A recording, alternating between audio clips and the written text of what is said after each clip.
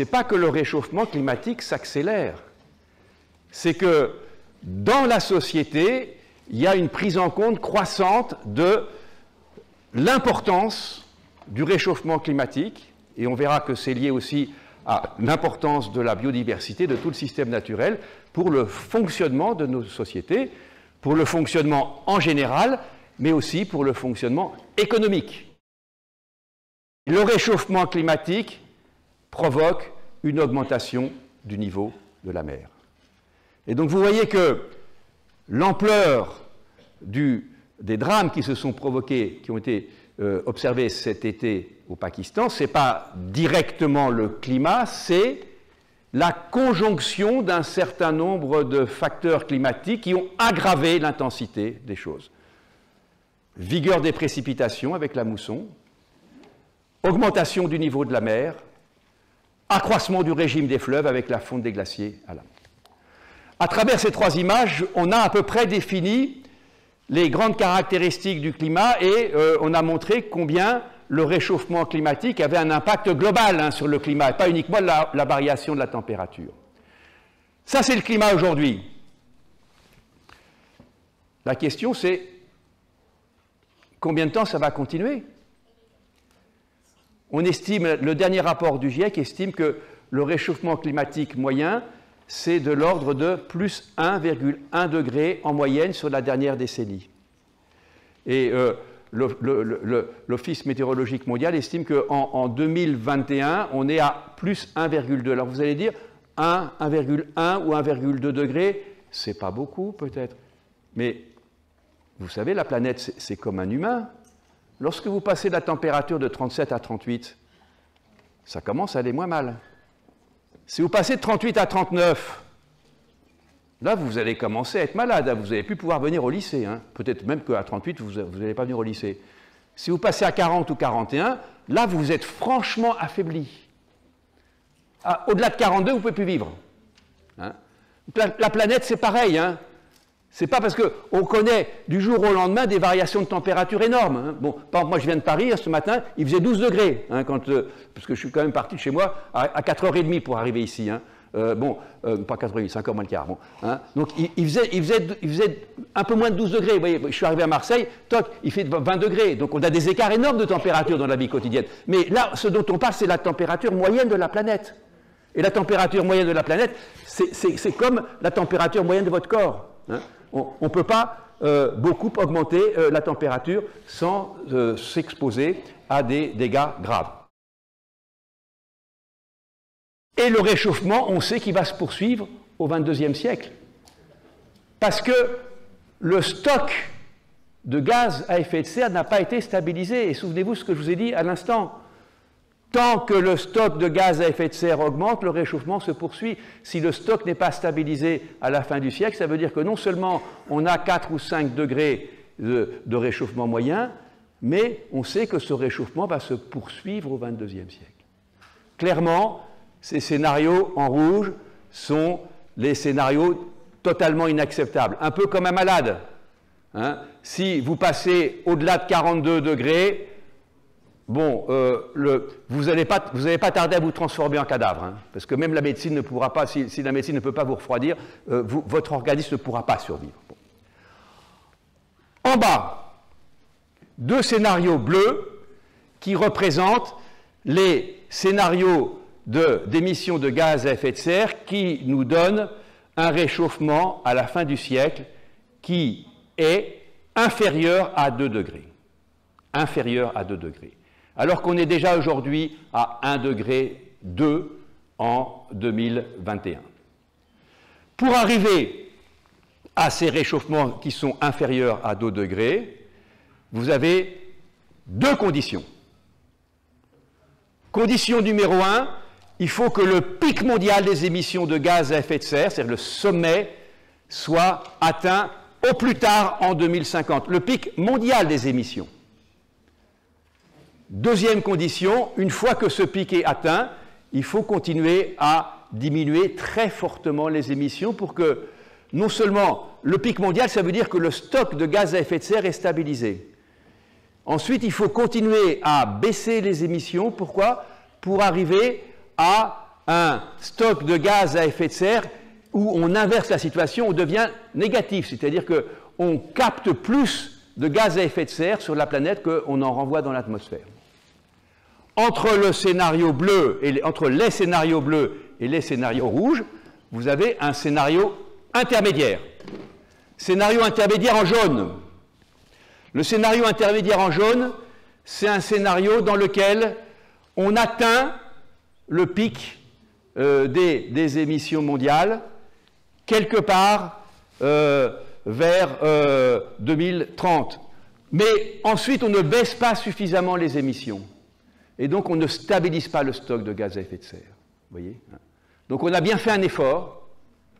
On a fait un effort qui permet d'arrêter la hausse du flux d'émissions, mais ensuite, on ne baisse pas suffisamment les émissions, et donc, le stock n'est pas stabilisé. Et donc, on atteint, à la fin du siècle, un réchauffement qui est un peu inférieur à 3%, qui est compris entre 2,5 et 3%.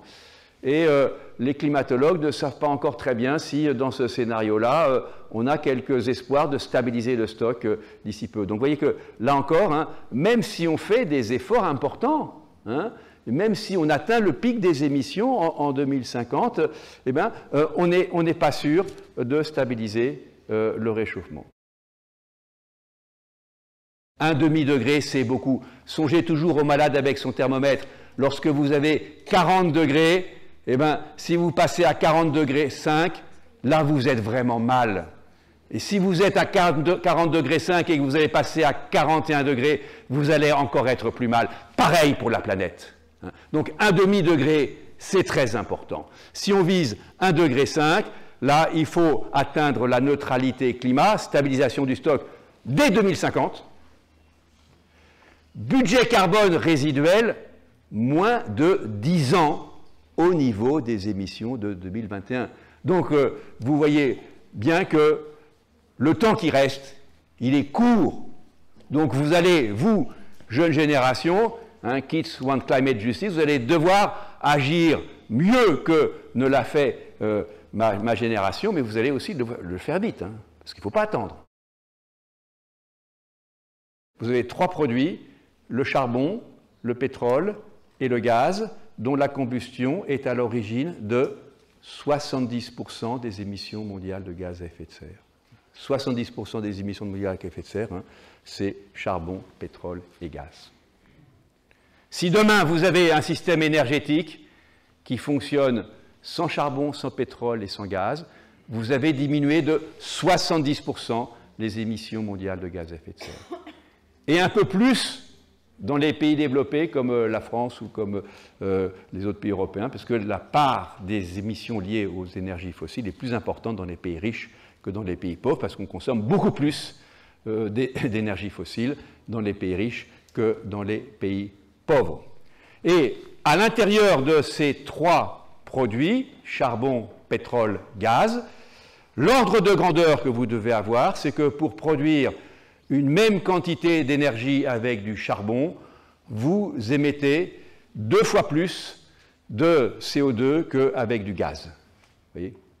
Et les produits pétroliers, parce qu'on ne consomme pas directement le pétrole, donc ça peut être du fuel, ça peut être du kérosène, ça n'émet pas exactement la même chose, mais en gros, les produits pétroliers, c'est intermédiaire. Vous voyez ? Donc chaque fois que vous remettez en route une installation au charbon, vous accentuez évidemment les émissions de gaz à effet de serre. Si demain, on arrête toute émission de gaz à effet de serre, qu'est-ce qui se passe sur le climat? C'est ça votre question. Alors si demain, on passe à émission zéro, ça tombe bien, ça a été étudié dans le 5e rapport du GIEC. Il y a un petit effet paradoxal au début. Un petit effet paradoxal au début. Petit effet paradoxal, c'est que si vous retirez immédiatement les énergies fossiles, vous arrêtez les émissions de gaz à effet de serre, mais vous arrêtez aussi d'autres émissions de polluants. Par exemple, les aérosols, les microparticules. Vous avez entendu parler des microparticules qu'il y a dans le diesel ou dans le charbon. Vous arrêtez aussi d'émettre le SO2, le dioxyde de soufre, qui sont des particules qui vont dans l'atmosphère, qui polluent, qui sont très toxiques, mais qui font comme les nuages. C'est-à-dire qu'elles freinent un peu le rayonnement solaire. Donc elles ont un effet autre. Donc à court terme, vous arrêtez tout. vous arrêtez les émissions de gaz à effet de serre, ça a évidemment un impact sur le réchauffement, mais vous arrêtez les émissions de microparticules, ben ça va réchauffer la planète. Donc à très court terme, comme l'effet des particules il est plus rapide que l'effet des gaz à effet de serre, à très court terme, vous allez au contraire un tout petit peu réchauffer la planète. Très rapidement, vous allez ensuite, au bout de 10 à 20 ans, ralentir le stock, mais vous n'allez pas tout de suite. Vous n'allez pas tout de suite ramener le stock au niveau initial, hein, parce que, quoi? Parce qu'il y a cette inertie du stock. Et que les gaz qui sont déjà envoyés, ben, ils restent. Et en gros, sans rentrer dans le détail du fonctionnement du stock, hein, ce qui compte, c'est la comparaison avec les gaz qu'on a envoyés il y a 20 ans, 30 ans, 40 ans. Et puis, au bout de 2 à 3 décennies, on va effectivement à peu près stabiliser la température. On ne va pas retrouver la température initiale. On va stabiliser la température. Et puis, vous avez des effets du réchauffement climatique qui, eux, vont continuer longtemps après la stabilisation de la température. Parce que le modèle climatique, c'est compliqué le climat, hein, c'est plein d'interactions. Et retenez juste une chose, l'impact qui est à plus long terme, c'est l'augmentation du niveau de la mer. Le réchauffement, lorsque la planète réchauffe, vous avez un plus de 90% de la chaleur supplémentaire, ça s'accumule dans l'océan. Pour longtemps. Du coup, pendant très longtemps, l'océan va réchauffer et la remontée du niveau de la mer, elle va durer des siècles. Même si vous ramenez les émissions de gaz à effet de serre à un facteur 0. Je vous donne l'exemple du logement. Si vous êtes dans un logement mal isolé, pour avoir 19 degrés de température moyenne, vous allez consommer beaucoup plus d'énergie que si vous avez un appartement bien isolé. Donc, chauffer à 19 degrés plutôt que 21 ou 22 degrés, ça c'est de la sobriété. Utiliser un logement qui est bien isolé ou mal isolé, là c'est l'efficacité. Et vous voyez que les deux sont importants pour la consommation d'énergie finale. L'efficacité et la sobriété. Pareil pour les voitures.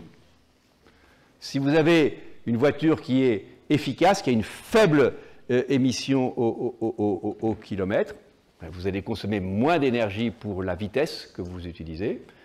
Mais évidemment, si vous utilisez votre voiture sans être polémique, mais bon, moi je me suis un peu engagé là-dessus, donc si vous roulez à 110 plutôt qu'à 130 sur l'autoroute, vous allez économiser beaucoup d'énergie. Parce que la consommation d'énergie, en fonction de la vitesse, c'est pas linéaire, c'est exponentiel.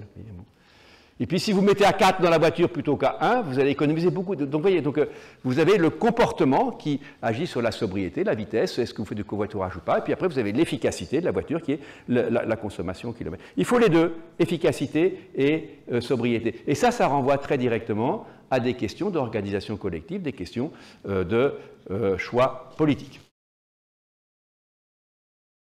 Le pétrole, c'est une énergie qui reste une énergie extrêmement importante aujourd'hui, notamment pour tout ce qui est transport. Et là, on rejoint votre question. C'est que sortir du pétrole, il y a eu comme une énorme inertie du système des transports aujourd'hui à l'usage des produits pétroliers. Parce qu'on ne sait pas, il faudra du temps pour qu'on sorte complètement le pétrole du système de transport. Et le gaz. Le gaz, il a d'énormes avantages par rapport au pétrole, c'est que, notamment, il a très peu de pollution locale. Par exemple, si demain on fait arriver les bateaux à Marseille avec du gaz plutôt qu'avec le carburant marin, qui est un très mauvais carburant sur le plan environnemental, vous aurez moins de pollution locale liée au bateau. Mais ça continuera à émettre du CO2. Donc le gaz, il émet du CO2. Et aujourd'hui, je l'ai dit tout à l'heure à propos de ce qui se passe en Europe, et c'était déjà vrai avant la crise en Ukraine, on investit beaucoup dans le gaz naturel, beaucoup trop. Alors que les scénarios de l'Agence internationale de l'énergie nous disent, si vous voulez arriver au net zéro, il faut arrêter d'investir dans les énergies fossiles. Probablement, il y a un risque très important pour les détenteurs de capital, y compris pour les acteurs financiers qui ont des portefeuilles d'actifs, hein, c'est le risque qu'on appelle les actifs échoués. C'est quoi l'échouage? Ce qu'on appelle un actif échoué en économie, c'est un actif qu'on ne va pas pouvoir utiliser tout au long de sa vie. Vous avez par exemple une usine à charbon qui fabrique de l'électricité, une centrale à charbon qui fabrique de l'électricité. Eh bien, avec la transition énergétique, il va peut-être falloir fermer des usines à charbon avant qu'elles arrivent à la fin de leur vie économique. C'est-à-dire qu'une centrale à charbon, en général, ça s'amortit en 40 ans, parfois plus.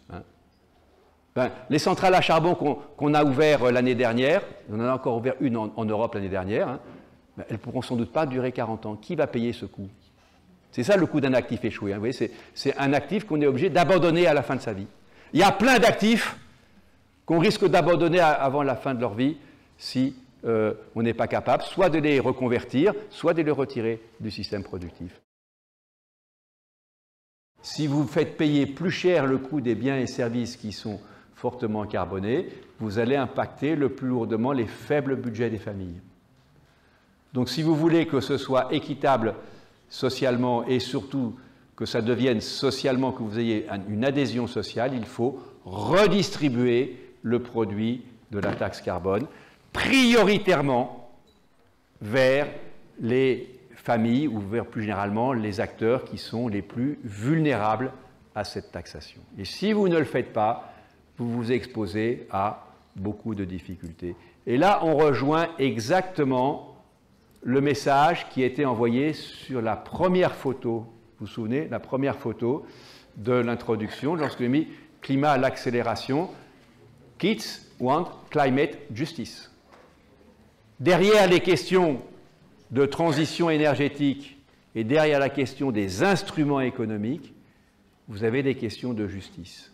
En Europe, contrairement à ce qu'on imagine, y compris en France, les émissions de gaz à effet de serre ont baissé depuis 1990 et plus particulièrement depuis 2005, année où on a introduit le système des quotas. Donc vous voyez que les instruments économiques, quand on les utilise correctement, ça marche.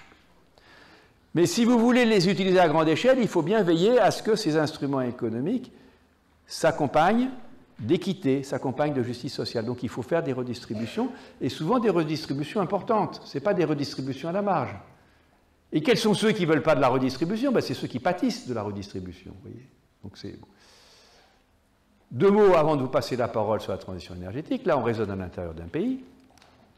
Mais le climat ne se joue pas uniquement à l'intérieur d'un pays, il se joue entre les pays. C'est toute la question de la négociation internationale. Avec, vous avez entendu parler des COP, hein, Conference of the Parties, hein, qui chaque année se réunissent dans le cadre des Nations Unies. Bon. Quel est le problème des COP? Fondamentalement.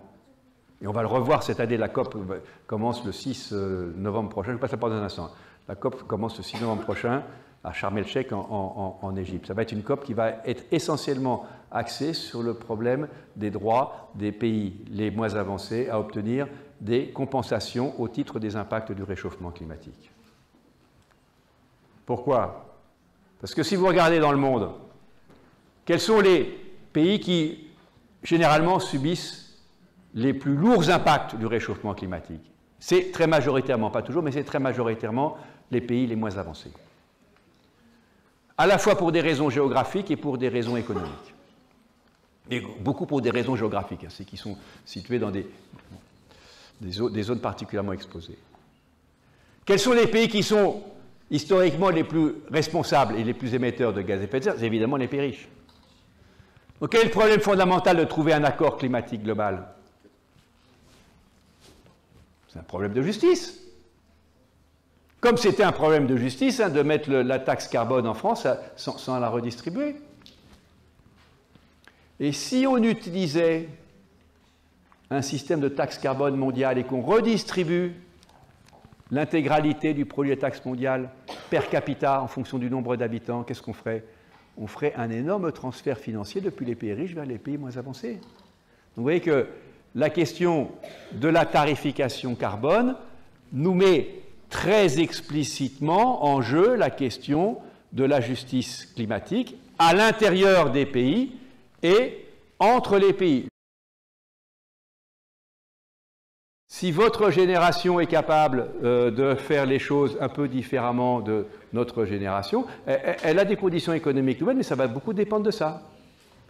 Hein? Donc, on ne peut pas le jouer à pile ou face, hein, ça va dépendre de ce que vous allez faire. Alors, est-ce qu'on peut faire des paris là-dessus? Après, le pari, c'est un peu un pari de... C'est un pari de croyance. Vous voyez, c'est pas le calcul économique, c'est pas le fait d'être prof d'économie ou pas de prof d'économie qui fait que vous allez être plus clairvoyant, c'est après une question de croyance. Bon. Donc moi, comme je suis plutôt quelqu'un d'optimiste, je pense que votre génération va mieux faire que la mienne, et donc je pense que vous allez être capable de passer du jaune au bleu. Mais vous n'avez pas l'air d'y croire, hein, mais moi je crois comme ça. Quand vous parlez des actifs échoués, il n'y a pas moyen que les usines qui se servent d'énergie fossile, il y ait une conversion vers qu'elles puissent utiliser les énergies renouvelables, ou si on arrête les énergies fossiles, elles vont tomber. C'est une excellente question. Non, mais je ne sais pas si c'est des bonnes notes en économie, mais c'est une excellente question. Alors, je vous donne juste un exemple que moi je connais. Je vous donne deux exemples, un qui marche et un qui ne marche pas.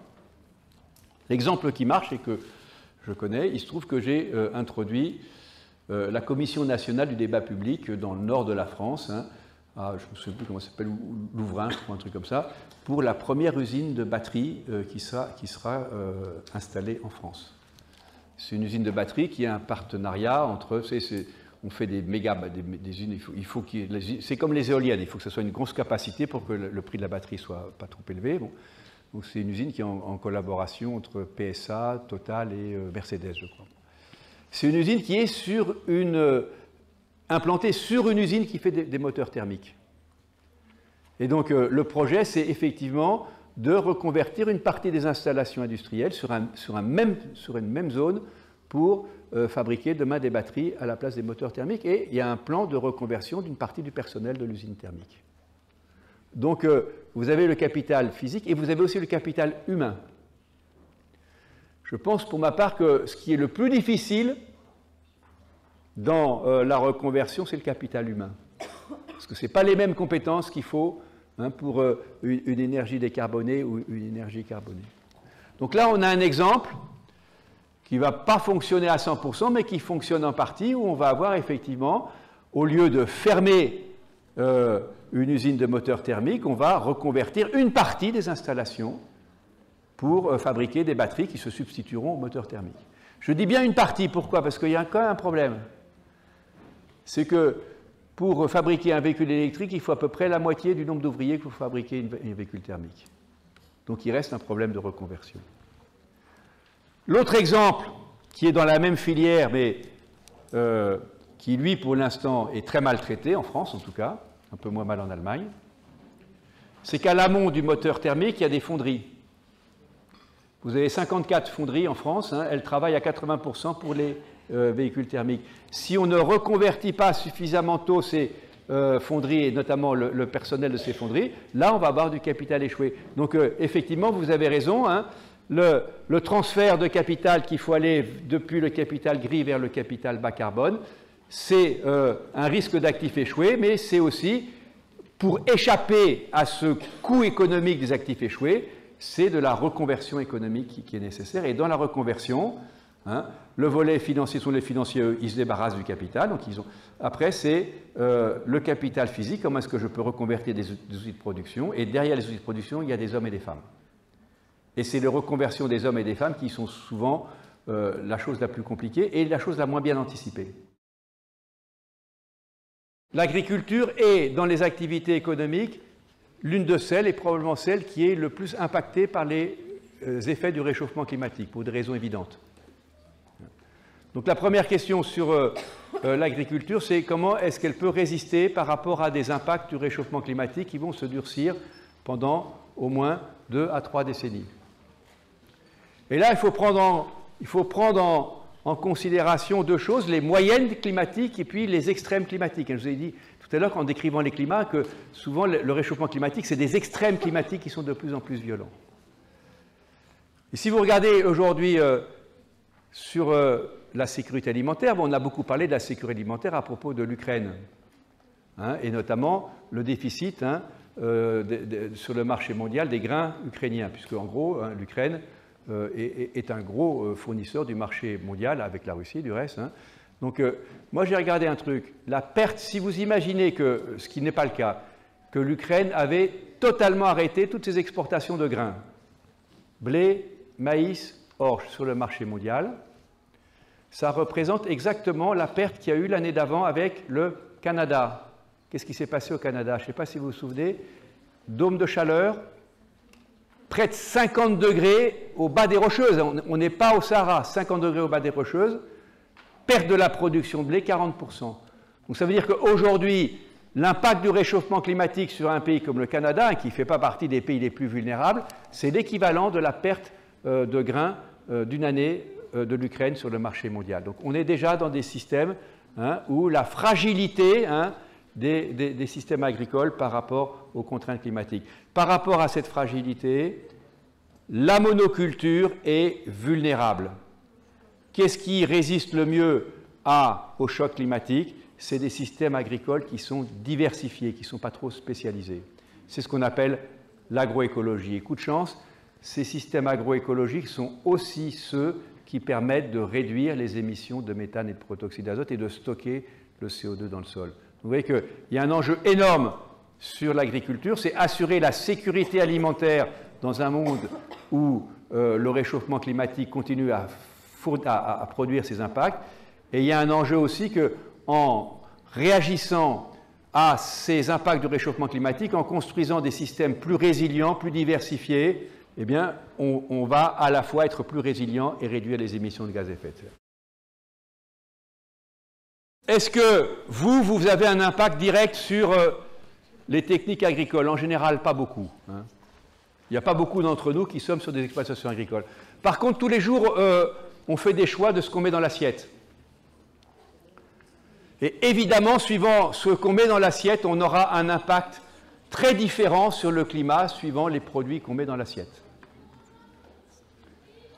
Alors, la sobriété, ça ne concerne pas l'alcool. Hein. Souvent, quand on parle de sobriété à propos de l'alimentation, on dit ben, faut être sobre, hein, il vaut mieux pas boire 2 litres de vin par jour, certes. Mais là, la sobriété vis-à-vis du climat, vous pouvez boire autant de vin, je ne vous recommande pas de boire du vin, mais ce n'est pas ça qui va faire la différence. Ce qui fera la différence, c'est beaucoup la quantité de produits animaux et surtout les produits issus des ruminants, les bovins et les ovins que vous allez manger. Ça a un impact énorme, c'est ce qui fait le saut d'escalier. Et puis, suivant que vous mangez des produits de saison ou de contre-saison, suivant que vous mangez des produits bruts ou des produits transformés, vous aurez un impact plus ou moins important sur le climat. Donc, même si la problématique agricole et alimentaire vous paraît lointaine, en réalité, les choix que vous avez, quand vous pouvez faire les choix, parce que ce n'est pas toujours le cas, de ce que vous mettez dans votre assiette, ça a un impact sur le climat. L'océan, à long terme, c'est le puits de carbone le plus important pour le système climatique. Ce qu'on appelle le puits de carbone, c'est la capacité à absorber et stocker du CO2. Pourquoi est-ce que l'océan est le plus important? Parce que lorsque vous stockez du CO2 dans une forêt, hein, dans un arbre, ben c'est réversible. Il peut y avoir un incendie, l'arbre peut mourir, l'arbre va mourir du reste, hein, on ne sait pas. Lorsque vous stockez du CO2 dans l'océan, il se transforme en sédiment, il tombe au fond et là il y reste. Donc à long terme, le stockage, l'absorption et le stockage du CO2 par l'océan, c'est le truc le plus important. Or, on abîme la biodiversité marine par les prélèvements excessifs qu'on fait sur l'océan. Et l'une des formes les plus amusantes que j'ai vues de ce phénomène, c'est la loutre marine, qu'on a failli décimer. Et quand on décime la loutre marine, on a failli la décimer parce que c'est un petit mammifère qui a un poil très dru, hein, donc on fait des vêtements avec. Lorsqu'on décime la loutre marine, sa proie se multiplie. Qu'est-ce que mange la loutre marine? Elle mange des oursins. Et lorsque les oursins se multiplient, qu'est-ce qui se passe? Ils mangent des algues. Les algues disparaissent. Et donc des forêts d'algues disparaissent dans l'océan lorsqu'on tue la loutre marine. Et cette déforestation sous l'océan, ça a le même impact sur le climat que la déforestation en Amazonie, ou c'est le même phénomène, c'est la photosynthèse, simplement la photosynthèse, elle est sous l'eau, on ne la voit pas. Oui. Alors vous allez dire, c'est tout à fait anecdotique. Ce n'est pas tout à fait anecdotique. hein, dans l'ouest du Canada. Hein, ils ont fait un programme de reconstitution de la loutre marine. Ils estiment que 15% des émissions qui viennent des voitures, des camions, des usines électriques de la province de l'ouest du Canada, dont je n'ai pas le nom en tête, hein, est maintenant absorbée grâce à la reconstitution de la loutre marine. Vous voyez que la façon dont on traite l'océan est aussi importante pour le climat que la façon dont on traite les terres émergées. Et je pense que ce sera mon dernier message pour les Marseillais que vous êtes. Merci de votre attention pour tous ceux qui sont restés jusqu'au bout.